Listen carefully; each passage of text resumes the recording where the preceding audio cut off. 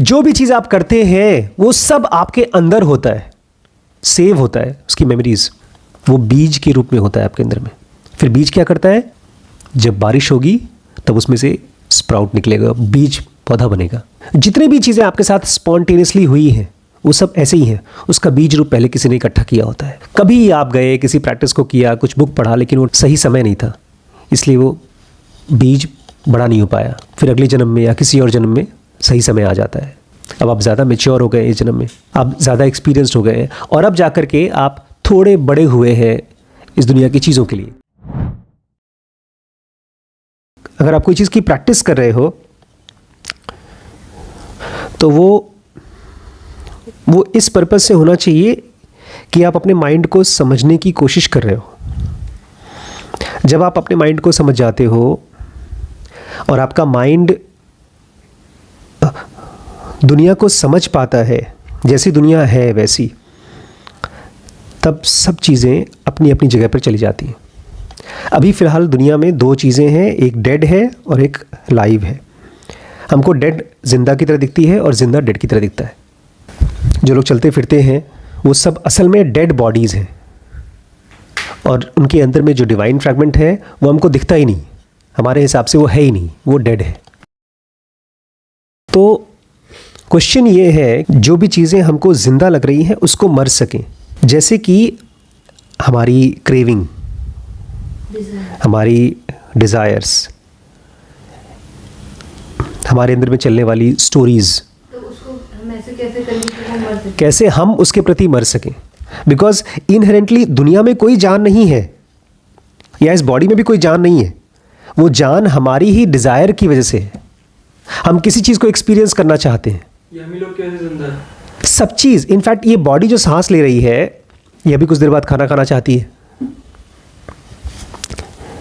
सब कुछ ठीक ठाक है, पेट भरा हुआ है, होली होली हो गई, फिर भी उसके अंदर में जैसे जैसे प्यास होती है ऐसे ही कुछ क्रेविंग है एक्सपीरियंस करने की। Yes yes, this is a body of experience. हमारे 5 सेंसेस हैं और ये बॉडी है और ये एक्सपीरियंस करना चाहती है। तो how can we die to this process of experience? तो आज की जो प्रैक्टिस है वो यही है, हाउ टू डाई। इसके 3 पार्ट हैं इस प्रैक्टिस के। एक तो मर जाना है और ऐसे स्टेयर करना है बिना ब्लिंक किए, क्योंकि आप मर चुके हैं ना, तो आप ब्लिंक भी नहीं कर सकते। इसको मुझे समझाना पड़ेगा। किसी चीज़ को सक करिए और वो सकिंग का प्रोसेस ही बन जाइए। आइए देखते हैं कैसे इसको करेंगे। आपको ही अपने आप को ही बताना है कि आप मर गए हैं। अगर आप सचमुच में इस चीज़ को एक्सपीरियंस कर सके तो आप बॉडी को भी छोड़ सकते हैं। बॉडी का कोई पार्ट मूव मत करिए, क्योंकि आप मर चुके हैं। आप कुछ नहीं कर सकते, आप आंखें नहीं मूव कर सकते, आप रो नहीं सकते, आप चीख नहीं सकते, क्योंकि आप मर चुके हैं। और मरने के बाद कैसा फील होता है इस चीज़ को फील करना है। लेकिन अपने आप को धोखा मत दीजिए। धोखा कैसे देंगे? ज़रा सा कोई बॉडी का पार्ट, खुजली हो रही है, थोड़ा सा मूव कर लूँ, यहाँ दर्द हो रहा है, थोड़ा सा मूव कर लूँ। चाहे आप 2 सेकंड के लिए, 5 सेकंड के लिए या शायद 15 सेकंड के लिए मर जाइए और उसको फील करिए। अब कोई मच्छर आ गया, मच्छर काट रहा है, तो मन तो करेगा उसको मार दें या वो खुजली करें, लेकिन डेड बॉडी क्या करेगी? कुछ नहीं करेगी। ये स्पिरिचुअलिटी में one of the most used technique है।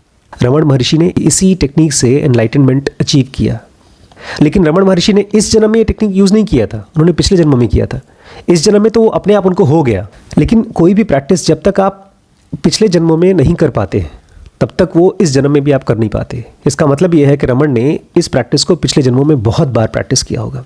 हम भी ये पढ़ने वाले पहले पढ़ चुके हैं। जैसे हम लोग इस जन्म में जनुगा पढ़ करके अपने IESM को पहचान पा रहे हैं, इसका मतलब है पिछले जन्मों में हमने इन तीनों गुणों के ऊपर काम किया है, अपने माइंड को ऑब्जर्व किया है, सत्व गुण से तमस गुण से अलग किया है। हर चीज़ का इस दुनिया में कॉजल लिंक है कि क्यों हो रहा है। अगर आप पूछेंगे क्यों हो रहा है तो उसका पीछे जाकर के लिंक मिलेगा। रमण के साथ यही हुआ। वो 14-15 साल के थे, एक रात को उनको लगा मैं मरने वाला हूँ। उनको इतना पक्का हो गया कि मैं मरने वाला हूँ कि गए कि अब तो मरना ही है। वो अपनी बॉडी को मूव ही नहीं कर पा रहे थे, जैसे कि उनकी बॉडी पूरी पैरालाइज हो गई है। लेकिन यहाँ तक बात ख़त्म नहीं हुई। उनको ऐसे फील हुआ जैसे कि आपके मैट्रिक्स में उस हीरो को फील होता है, वो गले के अंदर में चोकिंग की फीलिंग आती, और फिर उनको समझ में आ गया कि मेरा हार्ट भी रुकने वाला है। वो रो भी नहीं पाए, उनको टाइम ही नहीं मिला ये बोलने का कि अब मैं मरने वाला हूँ। ऐसा बहुत बार होता है, रात को आप नींद में है, डरावना चीज़ सपना देख रहे हैं और आपको चीख भी नहीं निकल पा रही है। कभी कभी आपकी नींद भी खुल जाती है, फिर भी आप कुछ कर नहीं पाते, बॉडी एकदम शिथिल है। यही चीज़ रमण को हुआ था। उनकी चेतना तो पूरी तरह से जगी हुई थी, कॉन्शियस थे, लेकिन बॉडी के ऊपर उनका कोई जोर नहीं था। उनको ये तो पता था कि मैं वहीं पर हूँ, लेकिन फिर भी उनको फील हो रहा था कि मैं मरने वाला हूँ। और वो नॉलेज कि मैं मरने वाला हूँ ये इतना पक्का हो गया कि उन्होंने जीने की इच्छा ही छोड़ दी। आमतौर पे जब कोई मरता है ना, इवन जब मर जाता है, तब भी वो बॉडी के अंदर घुसने की कोशिश करता है। उसको लगता है मैं मर नहीं सकता।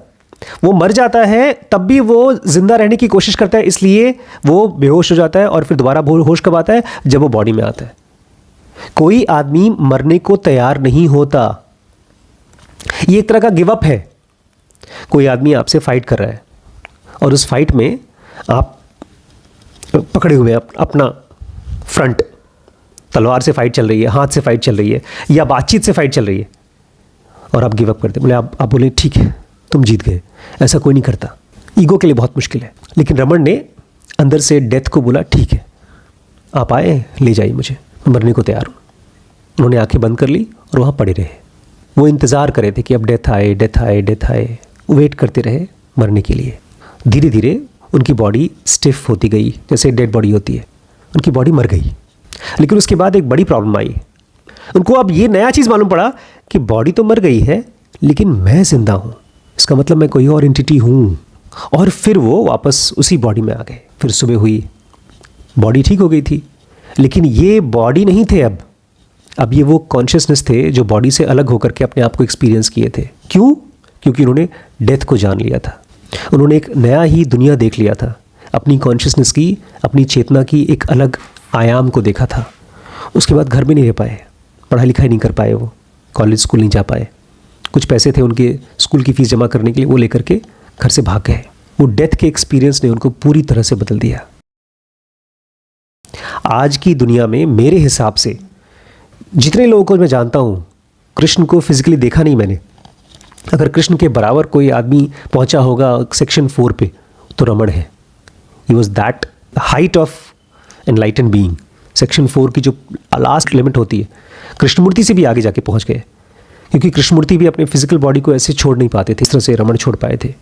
ये रमण के साथ तो अपने आप हो गया था, लेकिन आपके साथ अपने आप नहीं हो पाएगा। अगर इस जन्म में आप कोशिश करते रहेंगे तो क्या पता कुछ सालों में या शायद अगले जन्म में आपको अपने आप हो जाए। और जैसे गीता में कहा जाता है ना कि योग के दुनिया में कोई भी एफर्ट डाला गया हो तो कभी वेस्ट नहीं होता।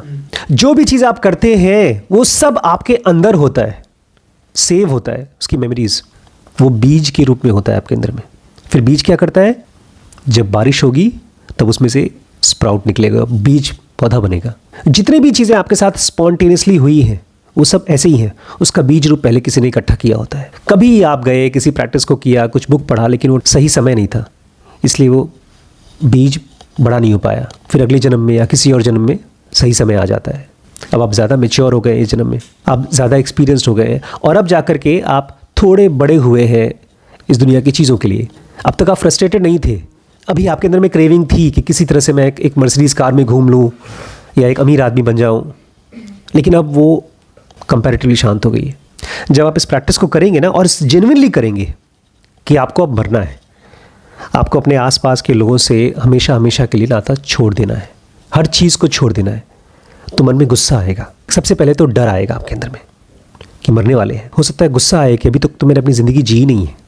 एक पार्ट आपका प्रैक्टिस करना चाहता है, लेकिन एक पार्ट चाहता है वो सब खुशियाँ जो इस उम्र में मुझे मिलनी चाहिए, वो असल में इस उम्र में मिलनी चाहिए नहीं। अब पिछले कई जन्मों से आप इस चीज़ को एक्सपीरियंस कर रहे हैं, लेकिन फिर भी क्रेविंग बची हुई है, इसलिए दोबारा फिर से चाहते हैं। उसकी सीड है, इसलिए उसको भी एक्सपीरियंस करना चाहते हैं, तो गुस्सा आएगा। गुस्से का भी एक बहुत बदसूरत रूप, दुख और गुस्से का मिक्सचर। अलग अलग लोगों को अलग अलग चीज़ें आएंगी। सूत्र ये बोलता है कि अगर आपको गुस्सा भी आ गया तो उस गुस्से के साथ रहिए, दुख आ गया तो दुख के साथ रहिए। अगर डर लग रहा है, एंग्जाइटी लग रही है, जैसे आपके वो अभी बोल रहे थे भाई साहब, डिप्रेशन कुछ नहीं होता, सर्दी जुकाम है, सही कह रहा है वो। जो भी चल रहा है दिमाग में उसको बोलो ठीक है यार, कुछ नहीं होता, यही है, क्या कर सकते हैं। कैंसर है तो कैंसर है, अब मरना ही तो है। वो इसलिए कह रहा है बिकॉज उसमें से निकल पाया है वो। जब किसी मुश्किल से कोई निकल जाता है उसके लिए फिर वो छोटी मोटी चीज़ हो जाती है। वो दूसरे की मुश्किल समझ नहीं पाता कि वो अभी मुश्किल में है, नहीं निकल पाया तो कैसा है। जैसे अब इनके लिए कोडिंग बहुत छोटी मोटी चीज़ है, मैथ छोटी मोटी चीज़ है, आपकी प्रॉब्लम समझ नहीं पाएंगे। रमण कहते हैं कि अगर आप उस स्टेट में रह सकें, किसी भी स्टेट में, वो स्टेट ही अपने आप में खूबसूरत है। कृष्णमूर्ति कहा करते थे कि नाम मत दीजिए, आपके अंदर में कोई स्ट्रांग फीलिंग आ रही है तो be with it, don't try to change. जब आप उसको बदलने की कोशिश नहीं करते तो वो फीलिंग पक जाता है। जैसे एक कच्चा आम पक जाता है तो मीठा हो जाता है, ऐसे एक कच्चा गुस्सा अगर आपने उसको पूरी तरह से जिया नहीं मतलब एक्सप्रेस नहीं करना, उसके साथ रहना, उसको अपनी पूरी लाइफ जीने देंगे तो धीमे धीमे पक जाता है। तो वो आप देखेंगे चीज़ें बदल गई। लेकिन दिक्कत क्या होती है, जैसे अंदर में गुस्सा आता है तो मन करता है कुछ करे, मूवमेंट हो जाता है बॉडी में। कहीं से ज़रा सा भी इमोशन आया तो बॉडी मूव करना शुरू कर देती है। जैसे आज होली के दिन हम सब अपने इमोशंस को जी रहे थे बॉडी मूव कर करके। अगर रोना आ रहा है रोइए मत, और अंदर से उस रोने को एज ए एनर्जी फील करिए। जैसे आपने उसको एक्सप्रेस कर दिया, वो ऑब्जर्व करने के लिए बची नहीं। एक कपड़ा है, आपने बहुत नया खूबसूरत कपड़ा लिया, उसको रख करके पहले देखिए ध्यान से, पहनिए मत। पहनेंगे तो दिखेगा नहीं ना, कपड़े में आप खुद को देखेंगे, कपड़ा तो नहीं दिखाई देगा। एक इमोशन आया, एक ई सेंटर की एनर्जी आई, अगर आपने उसको बोलना, कुछ करना शुरू कर दिया तो वो ऑब्जर्वेबल नहीं होगी, उसमें से मिलने वाला ज्ञान छूट जाएगा। इमोशन को पता है क्यों इमोशन बोलते हैं? क्योंकि बॉडी में क्या क्रिएट करती है? मोशन क्रिएट करती है, इमोशन। अगर आप गुस्से में हैं तो अचानक से आपकी बॉडी मूव करना शुरू कर देगी। आप दुखी हैं तो भी बॉडी मूव करेगी, कोई और तरीके से मूव कर जाएगी। ये वो प्रैक्टिस है जहां पर आपको डेथ को फील करना है, आपको इमोशंस को अलाउ नहीं करना है इस बॉडी को मूव करने के लिए। इमोशंस को वहीं रहने दीजिए और आप वहीं रहिए। आप देख पाएंगे कि ये जो इमोशन है ये इस बॉडी में नहीं चल रहा है, ये उस मॉलिक्यूलर बॉडी में चल रहा है, इस बॉडी के बिना भी रह सकती है। हम जब सपना देखते हैं तो बॉडी में थोड़ी इमोशन चलता है, वो मॉलिक्यूलर बॉडी में चलता है जिसको हम एक्सपीरियंस करते हैं। तो अगर आप बॉडी को मूव ना करें, you can actually experience your energy in the molecular body. इस प्रैक्टिस का नाम रख सकते हैं आप नो मूवमेंट। कुछ भी करिए लेकिन मूव मत करिए, मरे रहिए। या आप कुछ सेकंड के लिए, 5 सेकंड, 10 सेकंड, 15 सेकंड के लिए, जैसे कोई डेड बॉडी किसी चीज़ को देख रही है, उसको देखिए बिना अपनी आईलैशेस को मूव किए। एक बहुत फेमस स्पिरिचुअल टीचर हैं, वो आप लोगों ने उनका नाम नहीं सुना, बुक है मेरे पास उनकी, उनका नाम है मेहर बाबा। उनकी भी ये टेक्निक थी, स्टेयरिंग विदाउट मूविंग आईलैशेस।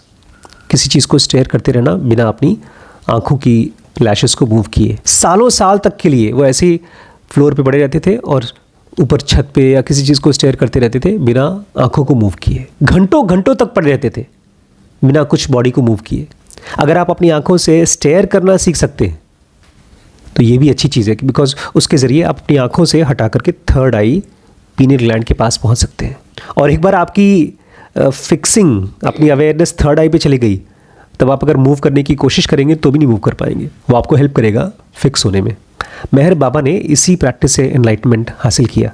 अगर आपको लगता है कि सर ये छोटी मोटी प्रैक्टिस से क्या होगा, तो ये छोटी मोटी प्रैक्टिस बहुत बड़ी हो जाएगी। मेहर बाबा ने इस प्रैक्टिस को 3 साल तक किया कंटिन्यूअसली। आपको लगता है कि 3 साल बहुत बड़ा टाइम है, तो आप 3 मिनट करके देखिए, आपको 3 मिनट पे 3 साल लगेगा कि भैया 3 साल हो गया, थक गया मैं। आपके लिए 3 मिनट भी बहुत लंबा हो जाएगा। आपको लगेगा यार कब खत्म होगा टाइम, कब खत्म होगा, 3 मिनट 3 मिनट 3 मिनट 3 मिनट। आंखों में जलन होगी, दिक्कत होगी। मेहर बाबा खाली देखते थे देखते थे देखते थे, लेकिन धीमे धीमे क्या हुआ, उनके मन में जो थॉट्स चलते थे वो ख़त्म हो गए, बॉडी की मूवमेंट ख़त्म हो गई और वो भी रमण महर्षि की तरह कॉन्शियसनेस बन गए। वो एक स्टेयरिंग का प्रोसेस बस वही बन गए। एक तरह से ये धारणा, ध्यान के लेवल पे पहुंच गए और उसके बाद पूरी ज़िंदगी वो साइलेंट रहे। वो इतना शांत हो गए अपने अंदर में कि उनके लिए वर्ड बनाना, कुछ बोलना बहुत मुश्किल हो गया, बोल ही नहीं पाए। फिर मेहर बाबा अमेरिका गए थे और वहाँ एक आदमी से मुलाकात हुई जो कि बहुत ही एक्सपर्ट माइंड रीडर था, दूसरों के थॉट्स को पढ़ लेता था। वो वहाँ बैठता था, वो आदमी आपके सामने, और आपके माइंड के साथ अपने आप को ट्यून कर लेता था, फिर उसके बाद पेंसिल से आपके थॉट्स को लिख देता था। ऐसा एक आध बार नहीं, हज़ारों बार उसको एग्जामिन किया गया और हर बार वो सही सही थॉट्स लिखता था। फिर किसी को लगा चलो मेहर बाबा के पास ले चलते हैं इनको। वो आदमी बैठा मेहर बाबा के सामने और पेन वेन लेकर के लिखने की कोशिश कर रहा है, कुछ लिख नहीं पाया। वो उसकी ज़िंदगी का फर्स्ट फेलियर था, कोई थॉट ही रीड नहीं कर पाया। बेचारा कोशिश करता रहा, पसीना पसीना हो गया, लेकिन फेल नहीं हुआ। भाई उसको कुछ वर्ड नहीं मिल रहा है तो क्या लिखे। बाद में बोलता है मैं क्या लिखूं, इस आदमी के पास कुछ है ही नहीं, थॉट्स ही नहीं कोई, इस आदमी का दिमाग एकदम खाली है, वेकेंट है। मैं तो भूल जाता हूं कि मेरे सामने कोई बैठा भी हुआ है, मुझे आंख बंद करके फिर आंख खोलना पड़ता है देखने के लिए आदमी बैठा है कि भाग गया। बोलता है बार बार मुझे लगता है कि ये आदमी मुझे धोखा देकर भाग गया है। उसका प्रैक्टिस यही था, आंख बंद करके सामने वाले के साथ अपने आप को ट्यून करता था, लेकिन सामने से कोई आवाज़ ही नहीं आ रही उसको। मेहर बाबा क्या करते थे, उसको देखते रहते थे, बेचारे को देखते रहते थे। उनकी स्टीयरिंग से ही उनका माइंड साइलेंट रहता था। इसके बाद थर्ड मॉडिफिकेशन है, किसी चीज़ को सक करो, उसको वही प्रोसेस बन जाओ, सकिंग का प्रोसेस। कुछ भी करिए, बेसिकली आपको मरना है उस प्रोसेस में। अगर गुस्सा आ रहा है तो उसी के साथ रहिए, ये डेड होकर नहीं। अगर आप नॉर्मली भी बहुत गुस्से में, जैसे आप उस दिन बहुत गुस्से में थे, या जैसे आप उस दिन गुस्से में थी, इनके गुस्से के बाद, उस समय बजाय कुछ बोलने के जाकर के उसको जिए। मैं यही करता हूँ जब भी मुझे गुस्सा आता है, जब भी मैं किसी भी टाइप के इमोशन में होता हूँ, मैं शब्दों से अपने आप को रोकता हूँ। I stop speaking. इनफैक्ट हमारे ज़्यादातर लोगों के साथ माइंड में ऑटोमेटिकली होता है, आदमियों के साथ, जब वो डिस्टर्ब होते हैं तो चुप हो जाते हैं, वो अंदर जाते हैं। लेकिन उसको और कॉन्शियस करिए, अंदर में चलने वाले वर्ड्स को भी, डोंट लिसन टू देम। अगर आप अपने शब्दों को नहीं सुनेंगे ना तो चुप हो जाते हैं, क्योंकि वो शब्द आपको झूठी कहानी बता रहे हैं। इसने मुझे ये कहा, ये हमेशा ऐसा करता रहता है, ये क्यों ऐसा करता रहता है, इसने मेरा एक काम क्यों नहीं किया, या ऐसा कैसे हो गया। जैसे आपने कहा उस दिन कि मेरे साथ बहुत से फ्रेंड्स मिले, लेकिन जैसा वैभव ने किया ऐसा किसी ने नहीं किया आज तक। लेकिन वो सब झूठे शब्द हैं, हमको याद ही नहीं है कि कौन से फ्रेंड्स ने क्या कहा। भाई सब कुछ थोड़ी याद है आज हम लोगों को। और यही कृष्णमूर्ति की टेक्निक है, जब भी कोई बहुत स्ट्रॉन्ग फीलिंग आई उसको नाम मत दो, बस वही चीज़ रहो। अगर आप अपने इमोशन के साथ रह सके, किसी भी टाइप के इमोशन के साथ, इवन खुशी का इमोशन, उसमें भी हम मूव करना चाहते हैं, हम डांस करना चाहते हैं, हम कुछ पार्टी करना चाहते हैं, हम कुछ बोलना चाहते हैं, कुछ एक्सप्रेस करना चाहते हैं, अगर उसके साथ भी आप रहें तो आप नया आदमी बन के निकलेंगे। आप ऐसे आदमी बन के निकलेंगे जो इमोशंस में डूबा नहीं, निकला, उसको तैरना सीख गया, वो इमोशन के बियॉन्ड जा पाया। आपको बस उसी इमोशन में रहना है, वो बाढ़ है, उस बाढ़ में तैरना है, आपकी एंग्जाइटी खत्म हो जाएगी। और एक बार आप किसी इमोशन में गए और बाहर निकल के आ गए, तब आप नौकर नहीं होंगे, आप उस इमोशन के मालिक हो जाएंगे। You will be the master. आप जितनी देर तक स्टेयर कर सकें करिए। जैसे पलक झपकाए तो कोई बुरी बात नहीं है, झपका करके फिर देख लीजिए। ठीक ठीक, बट आप देख रहे हैं, बस देखिए, देखने का प्रोसेस हो जाइए। इवन जो हम योग करते हैं सुबह सुबह, उसमें भी अपनी बॉडी के साथ रहें, जबरदस्ती ना करें। अंदर में चलने वाले थॉट्स को अपने एक्सरसाइज के बीच में रुकावट न बनने दें। मन बार बार यहाँ वहाँ जाएगा, वापस आए। जब मरना ही है तो मरने की प्रैक्टिस करें, बस आज इतना ही। बाय द वे, आप अगर चाहें तो ऑल कोर्सेज में ये सीरीज़ अवेलेबल है, या तो हमारे स्पिरिचुअल बंडल में ये सीरीज़ अवेलेबल है। पैसे की चिंता मत करिए, जो आपका बजट हो उसमें आप व्हाट्सएप करके मालूम कर लीजिए, पूछ लीजिए और ज्वाइन कर लीजिए। ठीक है।